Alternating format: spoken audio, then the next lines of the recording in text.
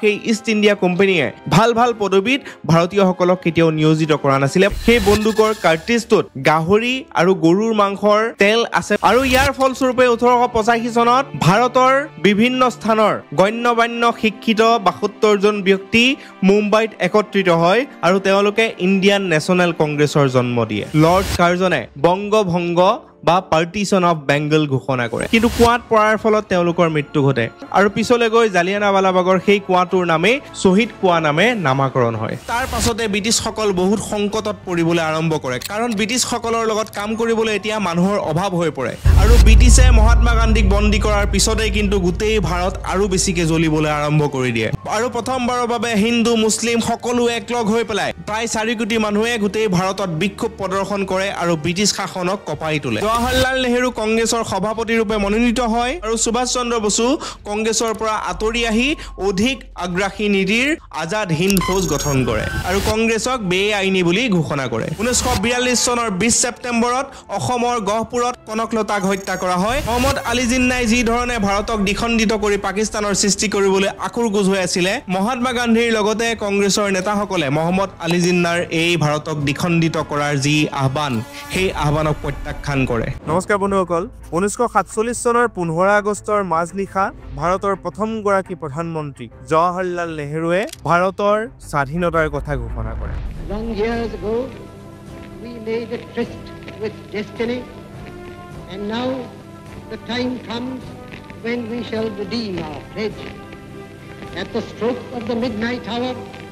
when the world sleeps, India will awake to life and freedom. আৰু সেই ঘোষণাৰ লগে লগে ব্ৰিটিছ শাসনৰ প্ৰায় 200 বছৰীয়া বুৰঞ্জীৰ অন্ত পৰে আৰু ভাৰতৰ লোকে এক নতুন ৰূপত স্বাধীনভাৱে জীয়াই থাকিবলৈ এক সাহস পায়। কিন্তু এই স্বাধীনতা এদিন দুদিনৰ সংগ্ৰামৰ পৰা পোৱা এক স্বাধীনতা নহয়। এই স্বাধীনতাৰ কাৰণে প্ৰায় 200 বছৰ জুৰি ভাৰতীয় লোকসকলে বিভিন্ন ধৰণে বিভিন্ন সময়ত সংগ্ৰাম কৰিব লগা হৈছিলে। ৰাণী লক্ষ্মীবাইৰ পৰা মহাত্মা গান্ধীলৈকে, চিপাহী বিদ্ৰোহৰ পৰা ভাৰত ত্যাগ আন্দোলনলৈকে আৰু দ্বিতীয় বিশ্বযুদ্ধলৈকে এই গোটেই সময়ছোৱাত বিভিন্ন ধৰণে ভাৰতীয়সকলে সংগ্ৰাম কৰিবলগীয়া হৈছিলে, বহু বলিদান দিব লগা হৈছিলে, বহুতো লোকে নিজৰ প্ৰাণ আহুতি দিব লগা হৈছিলে আৰু এই সুদীৰ্ঘ 200 বছৰ জোৰা সংগ্ৰামৰ অন্ততহে কিন্তু ভাৰতে 1947 চনৰ 15 আগষ্টৰ তাৰিখে স্বাধীনতা লাভ কৰিবলৈ সক্ষম হয়। আজিৰ আমাৰ এই ভিডিঅ'টোত এই গোটেই 200 বছৰীয়া যি সংগ্ৰাম, ভাৰতৰ স্বাধীনতাৰ হকে যি ত্যাগ, সেই ত্যাগৰ কথা আমি আলোচনা কৰিবলৈ চেষ্টা কৰিম। ভাৰতৰ স্বাধীনতাৰ বুৰঞ্জী 19শ শতিকাৰ পৰা আৰম্ভ হয়। সেই 19শ শতিকাৰ আৰম্ভণিতে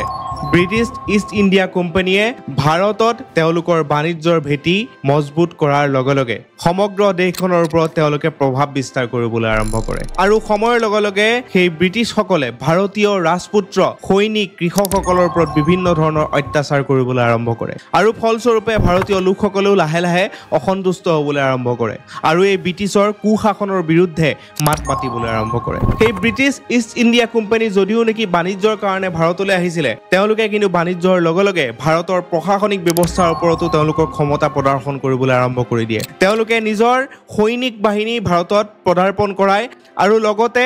ভাৰতীয় লোকসকলকো ব্ৰিটিছ ইষ্ট ইণ্ডিয়া কোম্পানীৰ সৈন্য বাহিনীত চামিল কৰিবলৈ চেষ্টা কৰে। প্ৰথম অৱস্থাত যদিও নেকি ব্ৰিটিছ সৈন্যৰ সংখ্যা ভাৰতীয় সৈন্যতকৈ বেছি আছিলে, লাহে লাহে কিন্তু ভাৰতীয় সৈন্যৰ সংখ্যা ব্ৰিটিছৰ সৈন্যৰ সংখ্যাতকৈ কিন্তু বহুগুণে বৃদ্ধি পায়। তথাপিও কিন্তু ব্ৰিটিছসকলে বা সেই ইষ্ট ইণ্ডিয়া কোম্পানীয়ে ভাল ভাল পদবীত ভাৰতীয়সকলক কেতিয়াও নিয়োজিত কৰা নাছিলে বা তেওঁলোকে চান্সেই দিয়া নাছিলে। লাহে লাহে ভাৰতীয়সকলে ব্ৰিটিছৰ এই ষড়যন্ত্ৰ কুশাসনৰ কথা গম পালে আৰু তেওঁলোকৰ মাজত লাহে লাহে বিদ্ৰোহৰ সৃষ্টি হয়। বিশেষকৈ এটা বন্দুকৰ গুলিৰ কাৰণে এই গোটেই বিদ্ৰোহটো আৰম্ভ হয়। সেই বন্দুকৰ কাৰ্টিজটোত গাহৰি আৰু গৰুৰ মাংসৰ তেল আছে বুলি এটা অপপ্ৰচাৰ আৰম্ভ হয়। সেই অপপ্ৰচাৰটোৰ পৰা আৰম্ভ কৰি চিপাহীসকলৰ মাজত বা ব্ৰিটিছত থকা ভাৰতীয় সৈনিকসকলৰ মাজত বিদ্ৰোহৰ উকমুকনি হ'বলৈ আৰম্ভ কৰে আৰু এই বিদ্ৰোহটো প্ৰথমবাৰৰ বাবে 1857 চনত আৰম্ভ হৈছিল আৰু ভাৰতীয় লোকসকলে এই বিদ্ৰোহটোকে ভাৰতীয় স্বাধীনতাৰ প্ৰথম যুঁজ বুলি উল্লেখ কৰে আৰু যিহেতু চিপাহীসকলৰ কাৰণে এই বিদ্ৰোহটো আৰম্ভ হৈছিল সেইবাবে ব্ৰিটিছসকলে এই বিদ্ৰোহক চিপাহী বিদ্ৰোহ নামেৰে আখ্যা দিয়ে এই বিদ্ৰোহৰ প্ৰথম পদক্ষেপ হিচাপত 1857 চনৰ মে মাহত মিৰত ছাউনিস্থ ভাৰতীয় চিপাহীসকলে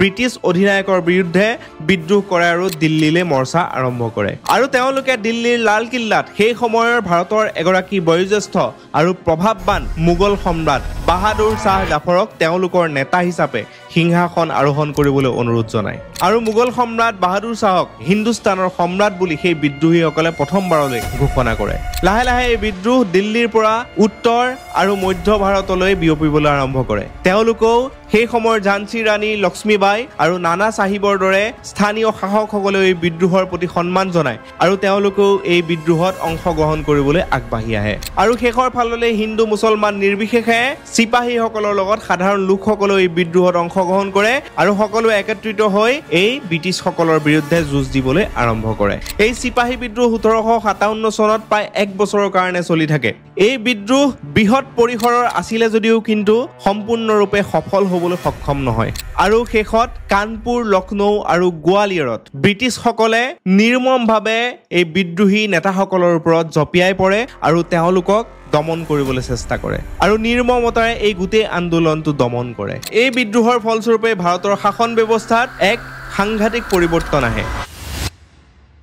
এই বিদ্ৰোহৰ আগলৈকে ভাৰতৰ গোটেই শাসনভাৰৰ মূল চাবিকাঠি আছিলে ব্ৰিটিছ ইষ্ট ইণ্ডিয়া কোম্পানীৰ কিন্তু এই বিদ্ৰোহ হোৱাৰ পিছত এই গোটেই শাসনভাৰ সম্পূৰ্ণৰূপে ব্ৰিটিছ চৰকাৰে নিজৰ হাতলৈ লৈ যাবলৈ বাধ্য হয় আৰু সেই সময়ৰ ব্ৰিটিছ ৰাণী ভিক্টোৰিয়াই এক উল্লেখযোগ্য ঘোষণা কৰে যে ভাৰতৰ প্ৰত্যেকজন ব্যক্তিয়ে তেওঁলোকৰ ন্যায় তেওঁলোকৰ অধিকাৰ সমানে পাব আৰু ভাৰতৰ ৰাজপুত্ৰসকলৰ অধিকাৰৰ প্ৰতি সন্মান কৰিব বুলি ব্ৰিটিছ ৰাণী ভিক্টোৰিয়াই সেই সময়ত ঘোষণা কৰে কিন্তু বাস্তৱত এক উলুটা প্ৰতিচ্ছবিহে দেখিবলৈ পোৱা যায় ব্ৰিটিছসকলে ভাৰতৰ ওপৰত আৰু বেছি নিয়ন্ত্ৰণ কৰিবলৈ চেষ্টা কৰে আৰু তেওঁলোকে লাহে লাহে ব্ৰিটিছ সৈনিকৰ সংখ্যা ভাৰতীয় সৈনিকতকৈ বেছি কৰিবলৈ আৰম্ভ কৰি দিয়ে কাৰণ তেওঁলোকে গম পায় যদি ভাৰতীয় সৈনিকৰ সংখ্যা ব্ৰিটিছৰ সৈনিকতকৈ বেছি থাকে তেতিয়াহ'লে সেই চিপাহী বিদ্ৰোহৰ দৰে বিদ্ৰোহ আকৌ কেতিয়াবা হ'ব পাৰে ইয়াৰ পিছতে দিল্লীৰ শেষ মোগল সম্ৰাট বাহাদুৰ শাহক তেওঁলোকে বন্দী কৰে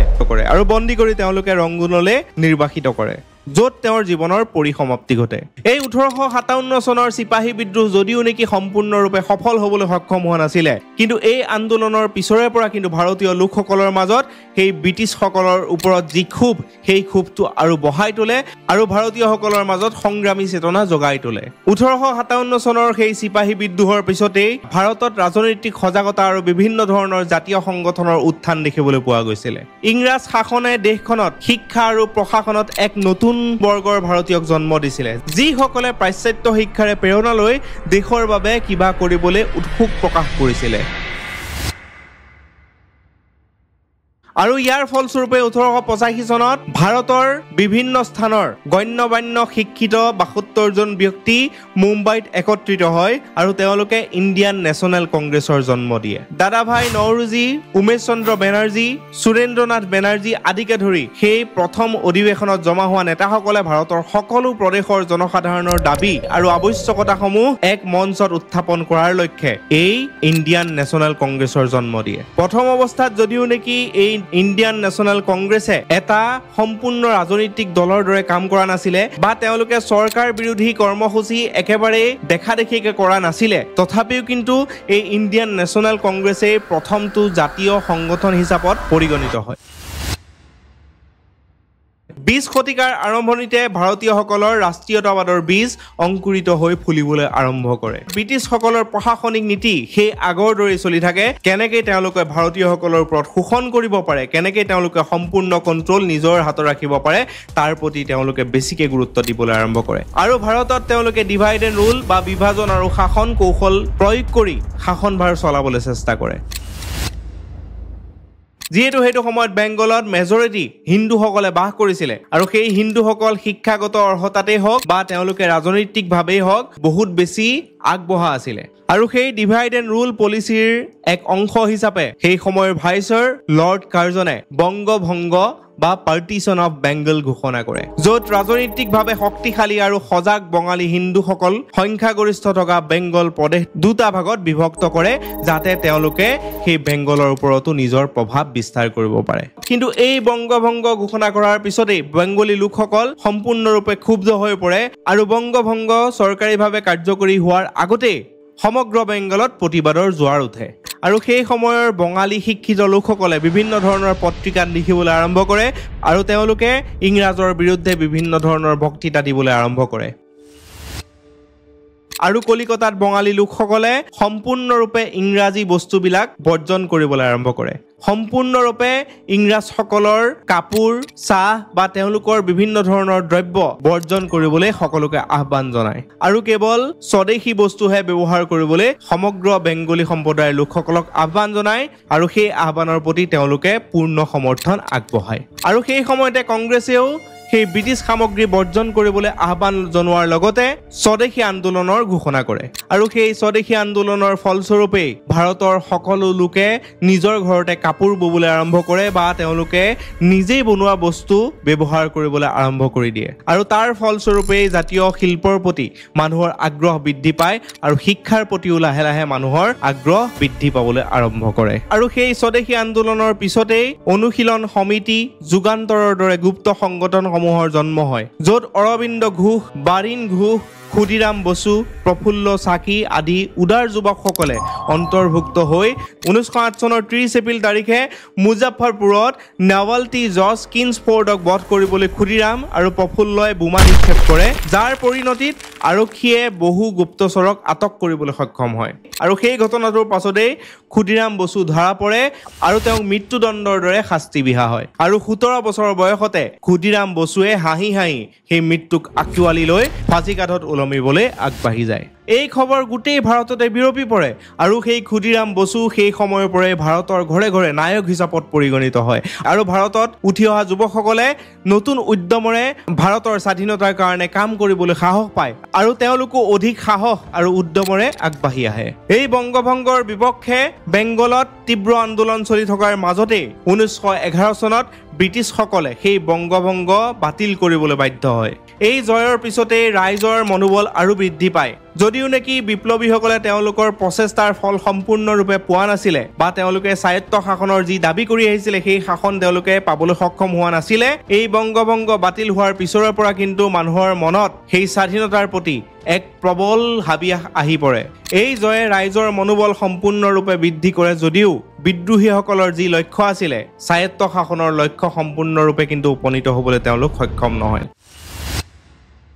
প্ৰথম বিশ্বযুদ্ধৰ প্ৰাক মুহূৰ্তত ভাৰতত স্বাধীনতাৰ কাৰণে যি আন্দোলন, সেই আন্দোলন তীব্ৰতৰ হ'বলৈ আৰম্ভ কৰে। ভাৰতৰ লোকসকলৰ মুখে মুখে স্বৰাজ শব্দটো উচ্চাৰিত হ'বলৈ আৰম্ভ কৰে আৰু তেওঁলোকৰ সেই স্বাধীনতাৰ প্ৰতি যি হাবিয়াস, সেই হাবিয়াস দুগুণ উদ্যমৰে বৃদ্ধি পায়। 1915 চনত ভাৰতত এক নতুন অধ্যায়ৰ আৰম্ভ হয়, যেতিয়া মোহনদাস কৰমচাদ গান্ধীয়ে দক্ষিণ আফ্ৰিকাত বৰ্ণ বৈষম্যৰ বিৰুদ্ধে এক অহিংস আন্দোলনত জয়ী হৈ ভাৰতলৈ ঘূৰি আহে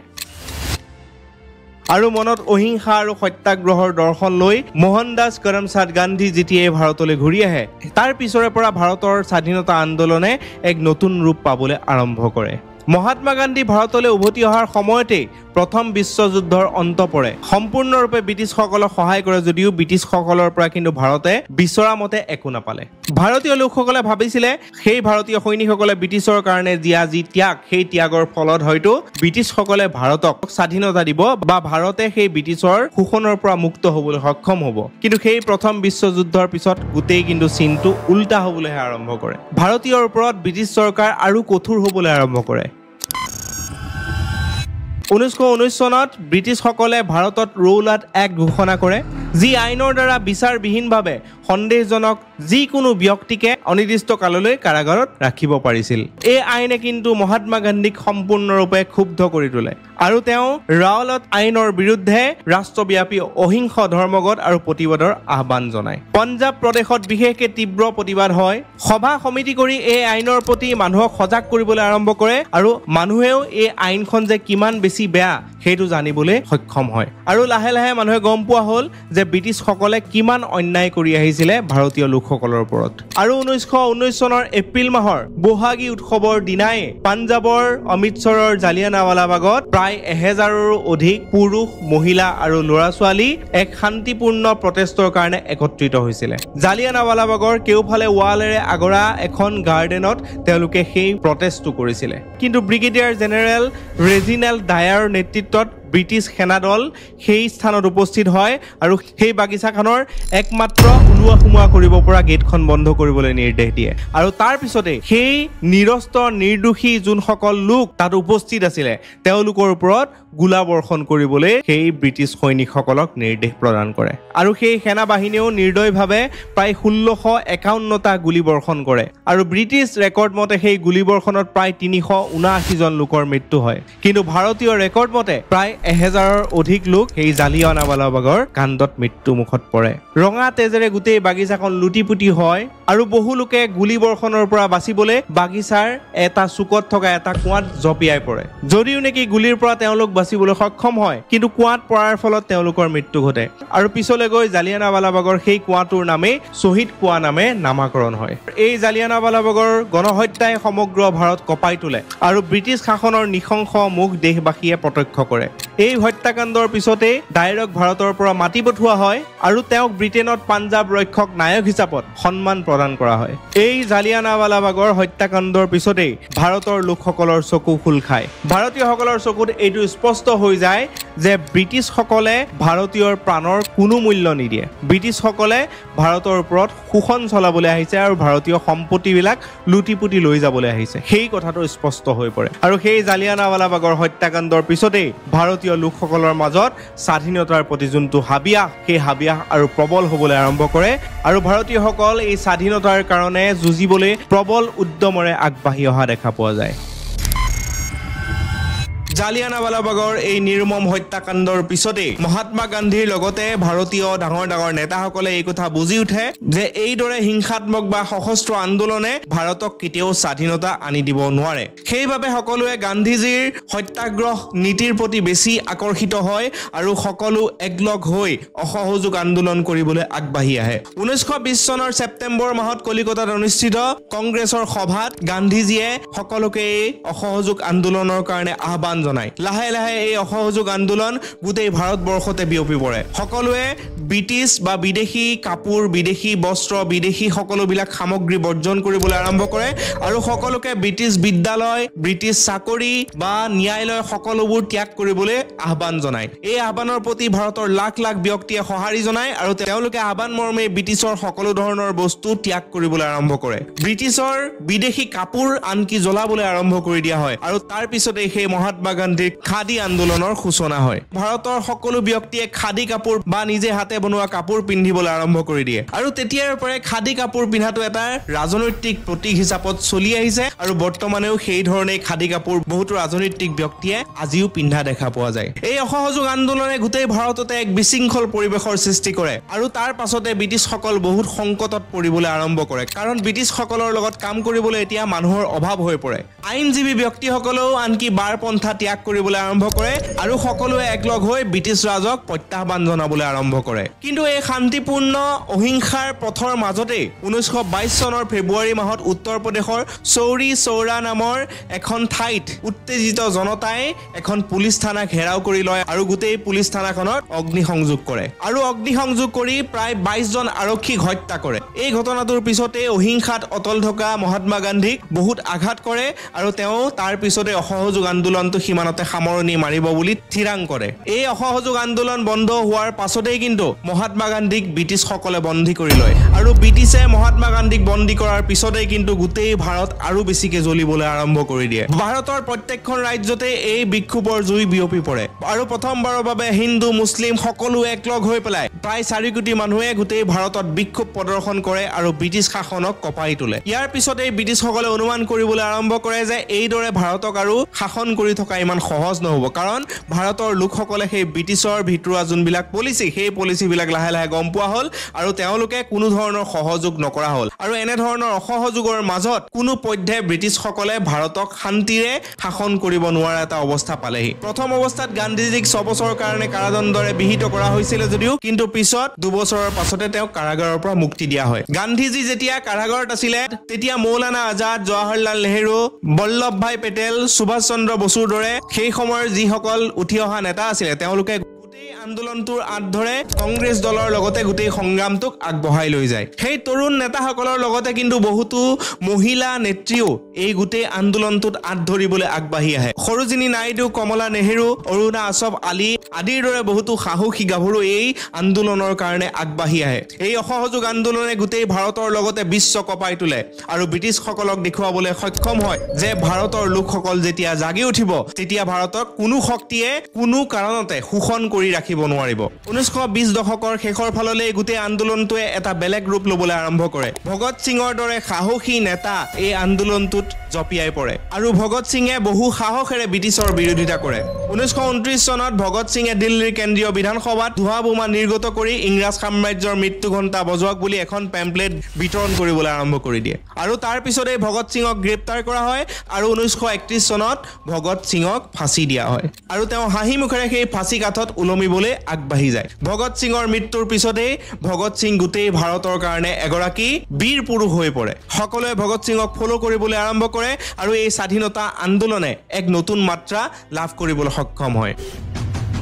1930 চনৰ 26 জানুৱাৰীত লাহোৰত কংগ্ৰেছ দলে পূৰ্ণ স্বৰাজ তথা সম্পূৰ্ণ স্বাধীনতাৰ কাৰণে শপত গ্ৰহণ কৰে ইতিমধ্যে জৱাহৰলাল নেহেৰু কংগ্ৰেছৰ সভাপতি ৰূপে মনোনীত হয় আৰু সুভাষ চন্দ্ৰ বসু কংগ্ৰেছৰ পৰা আঁতৰি আহি অধিক আগ্ৰাসী নীতিৰ আজাদ হিন্দ ফৌজ গঠন কৰে আৰু তাৰ লগে লগে গান্ধীজী আৰু বেছি সক্ৰিয় হয় আৰু সক্ৰিয়ভাৱে সেই ব্ৰিটিছসকলৰ প্ৰতি প্ৰতিবাদ কৰিবলৈ আৰম্ভ কৰে আৰু তেওঁৰ অহিংসা নীতিত ব্ৰতী থাকি সমান্তৰালভাৱে তেওঁৰ অহিংসা আন্দোলন আগবঢ়াই লৈ যায়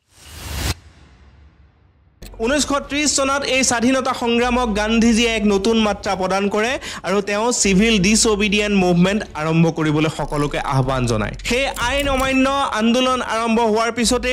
ব্ৰিটিছৰ মাজত সম্পূৰ্ণৰূপে বিশৃংখলতাৰ সৃষ্টি হৈ পৰে সেই সময়ত ব্ৰিটিছসকলে নিমখৰ ওপৰত লগোৱা কৰৰ ওপৰতো গান্ধীজীয়ে আন্দোলন কৰিবলৈ আৰম্ভ কৰে আৰু ব্ৰিটিছক সেই কৰ উঠাই ল'বলৈ আহ্বান জনায় কিন্তু ব্ৰিটিছে মহাত্মা গান্ধীৰ সেই কৰ উঠাই লোৱা আহ্বান কেতিয়াও মানি নলয় সেইবাবে 1930 চনৰ মাৰ্চ মাহৰ 12 তাৰিখে মহাত্মা গান্ধীয়ে নিজৰ সবৰমতী আশ্ৰমৰ পৰা কেইজনমান সহকৰ্মীক লৈ পেলাই দাণ্ডি মাৰ্চ বা সল্ট মাৰ্চ আৰম্ভ কৰে এই যাত্ৰাত প্ৰথম অৱস্থাত কেইজন মানুহে ভাগ লয় যদিও লাহে লাহে এই যাত্ৰাৰ কাৰণে বহুতো মানুহ একত্ৰিত হ'বলৈ আৰম্ভ কৰি দিয়ে এই সল্ট মাৰ্চ প্ৰায় 24 দিন ধৰি চলি থাকে গান্ধীৰ লগতে তেওঁৰ সহকৰ্মীসকলে প্ৰায় 240 মাইল খোজ কাঢ়ি যায় আৰু গুজৰাটৰ দাণ্ডি নামৰ এখন ঠাই পায়গৈ সেইবাবে এই গোটেই যাত্ৰাটোক দাণ্ডি মাৰ্চ বুলিও জনা যায় আৰু 6 এপ্ৰিল 1930 চন তাৰিখে গান্ধীজীয়ে নিজে সাগৰৰ পাৰত গৈ নিমখ উলিয়াই সেই ব্ৰিটিছৰ লোন আইন বা নিমখৰ ওপৰত যি আইন আছিল সেই আইন ভংগ কৰে গান্ধীৰ এই নীতিৰ পৰা অনুপ্ৰেৰণা লৈ পেলাই ভাৰতৰ বিভিন্ন স্থানত বিভিন্ন লোকে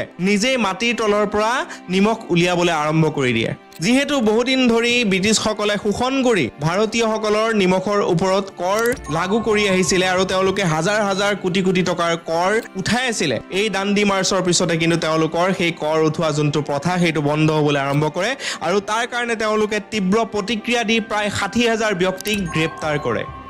কাৰাগাৰলৈ নিক্ষেপ কৰে এই দাণ্ডি মাৰ্চৰ কাৰণে কিন্তু মহাত্মা গান্ধীও কাৰাবাসলৈ যাব লগা হয় কিন্তু এই আন্দোলনে ব্ৰিটিছসকলক আকৌ দেখুৱাবলৈ সক্ষম হ'ল যে ভাৰতীয়সকলক এই ধৰণে আৰু তেওঁলোকে শোষণ কৰি যাব নোৱাৰিব 1939 চনত দ্বিতীয় বিশ্বযুদ্ধ আৰম্ভ হয়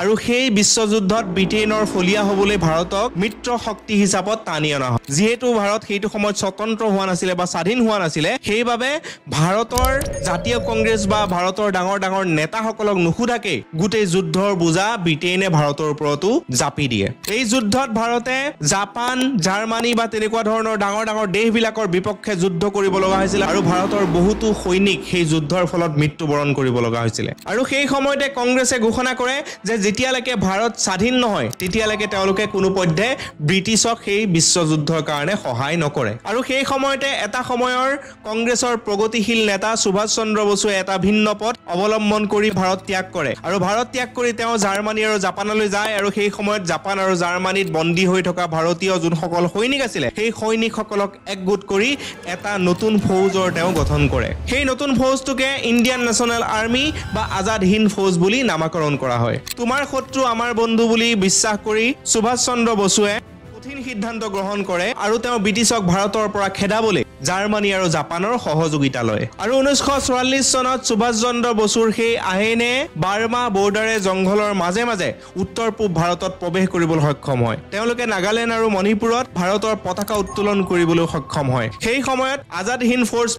আইনৰ লগত ব্ৰিটিছৰ তুমুল যুদ্ধ হয় আৰু সেই যুদ্ধত আজাদ হিন্দ ফৌজৰ বহুতো ব্যক্তি শ্বহীদ হ'ব লগা হয় যদিও সেই যুদ্ধৰ পিছতে কিন্তু সুভাষ চন্দ্ৰ বসু আৰু বেছি জনপ্ৰিয় হৈ পৰে আৰু বীৰ পুৰুষ বুলি জনাজাত হৈ যায় আৰু তাৰ পিছৰে পৰা ভাৰতীয় লোকসকল আৰু বেছি স্বাধীনতাৰ প্ৰতি আগ্ৰহিত হয় আৰু তেওঁলোকে আৰু বেছি কৌশলগতভাৱে এই স্বাধীনতা আন্দোলনত জপিয়াই পৰে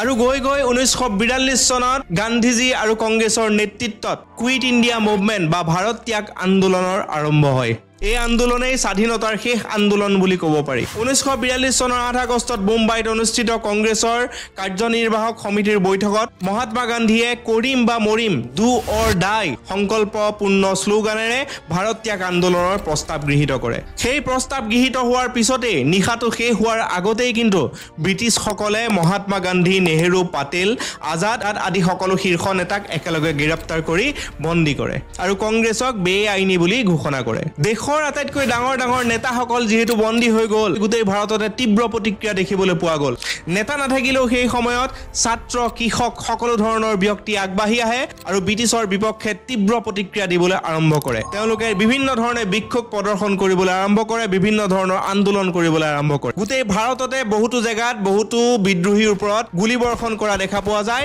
আৰু তাৰ পাছত কিন্তু এই আন্দোলন আৰু বেছি তীব্ৰতৰ হ'বলৈ আৰম্ভ কৰে গোটেই ভাৰততে প্ৰায় 1 লাখ ব্যক্তিক বন্দী কৰা হয় আৰু বহুতো ব্যক্তিক জনসমাবেশৰ মাজতে কিন্তু গুলিয়াই হত্যা কৰাও হয় আৰু সেই আন্দোলনৰ প্ৰভাৱ কিন্তু অসমতো বাৰুকৈ দেখা পোৱা যায় 1942 চনৰ 20 ছেপ্টেম্বৰত অসমৰ গহপুৰত কনকলতাক হত্যা কৰা হয় আৰু 1942 চনৰ 21 ছেপ্টেম্বৰত নগাঁৱৰ বহমপুৰত ভোগেশ্বৰী ফুকননীক হত্যা কৰা হয় এই আন্দোলনেই কিন্তু স্বাধীনতা আন্দোলনৰ আটাইতকৈ গুৰুত্বপূৰ্ণ আৰু নিৰ্ণায়ক আন্দোলন বুলি ক'ব পাৰি এই আন্দোলনৰ পিছতে ব্ৰিটিছসকলে গম পায় যে ভাৰতত আৰু তেওঁলোক বেছি দিন তিষ্ঠি থাকিব নোৱাৰিব ভাৰতক যদি স্বাধীন নকৰে তেতিয়াহলে ভাৰত জ্বলিব লগতে ব্ৰিটিছ সকলো জ্বলিব লগা হ'ব 1945 চনত দ্বিতীয় বিশ্বযুদ্ধৰ অন্ত পৰে আৰু মিত্ৰ শক্তিৰ জয়েৰে ব্ৰিটিছেও এই যুদ্ধত থিয় দিব পাৰে যদিও তেওঁলোকৰ কিন্তু ইকনমিক অৱস্থাটো একদম বেয়া হ'বলৈ আৰম্ভ কৰি দিয়ে এই যুদ্ধৰ পিছতে ব্ৰিটিছৰ অৰ্থনীতি একেবাৰে ভাঙি পৰে আৰু তেওঁলোকে অনুভৱ কৰিব পৰা হয় যে ভাৰতক আৰু তেওঁলোকে শাসন কৰি থাকিব পৰা অৱস্থাত বৰ্তমান নাই আৰু সেই সময়ৰ ব্ৰিটেইনৰ প্ৰধানমন্ত্ৰী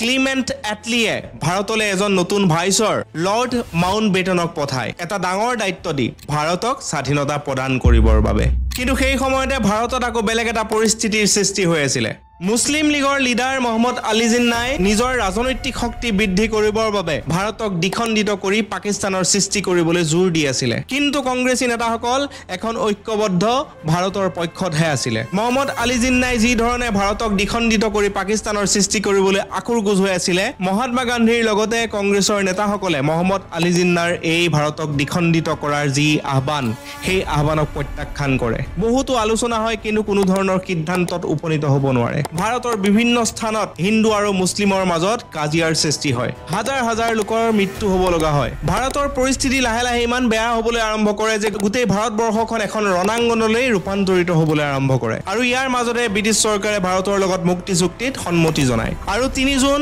1947 চনত লৰ্ড মাউণ্টবেটেনে এটা ঐতিহাসিক ঘোষণা কৰে তেওঁ কয় যে অতি শীঘ্ৰে আগষ্ট মাহৰ ভিতৰতেই ব্ৰিটিছ চৰকাৰ সকলো ধৰণৰ ক্ষমতা ত্যাগ কৰি ভাৰতৰ পৰা সম্পূৰ্ণৰূপে গুচি যাব এই ৰাজনৈতিক শক্তি আহৰণৰ কাৰণে ভাৰতত যি এক উচ্ছৃংখল পৰিবেশৰ সৃষ্টি হৈছিল যি হিন্দু মুছলিমৰ মাজত এক যুদ্ধ সদৃশ পৰিবেশৰ সৃষ্টি হৈছিল তাৰ মাজতে মহাত্মা গান্ধীয়ে কিন্তু সেই ঐক্যতা ৰক্ষা কৰিবলৈ জৱাহৰলাল নেহেৰুক এটা আহ্বান জনাইছিল যে জৱাহৰলাল নেহৰুৱে সেই প্ৰধানমন্ত্ৰীৰ চকীখন দৰকাৰ হলে মহম্মদ আলী জিন্নাক দিও দিব লাগে আৰু তাৰ পাছতে 1947 চনৰ 14 আগষ্টৰ ৰাতি দিল্লীৰ সংসদ ভৱনত দেশৰ প্ৰতিনিধিসকলে একগোট হৈ দেশৰ স্বাধীনতাৰ কাৰণে ক্ষণ গণে আৰু 1947 চনৰ 15 আগষ্টৰ মাজনিশা ভাৰত আৰু পাকিস্তান দ্বিখণ্ডিত হৈ পৃথকে স্বাধীন ৰূপে ঘোষণা কৰা হয় ভাৰত আৰু পাকিস্তান নামেৰে দুখন নতুন ৰাষ্ট্ৰৰ জন্ম হয় আৰু সেই শুভক্ষণতে জৱাহৰলাল নেহৰুৱে ট্ৰাইষ্ট এণ্ড ডেষ্টিনি ভাষণেৰে দেশবাসীক সম্বোধন কৰে Long years ago,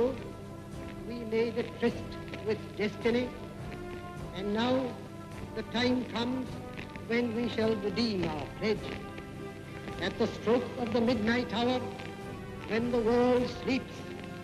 India will awake to life and freedom. এই ঐতিহাসিক ক্ষণতে দিল্লীৰ লালকিল্লাত ভাৰতৰ পতাকা উত্তোলন কৰা হয় আৰু লাখ লাখ জনসমাগমৰ মাজত জয় হিন্দ ধ্বনিৰে দেশমাতৃক প্ৰণাম জনোৱা হয় আৰু 200 বছৰীয়া ব্ৰিটিছ শাসনৰ অৱসান আনুষ্ঠানিকভাৱে সম্পন্ন কৰা হয় আৰু সেইদৰে হাজাৰ হাজাৰ লোকৰ সঁচা দেশপ্ৰেম ত্যাগ বলিদানৰ ফলত 1947 চনৰ এই 15 আগষ্টৰ মাজনিশা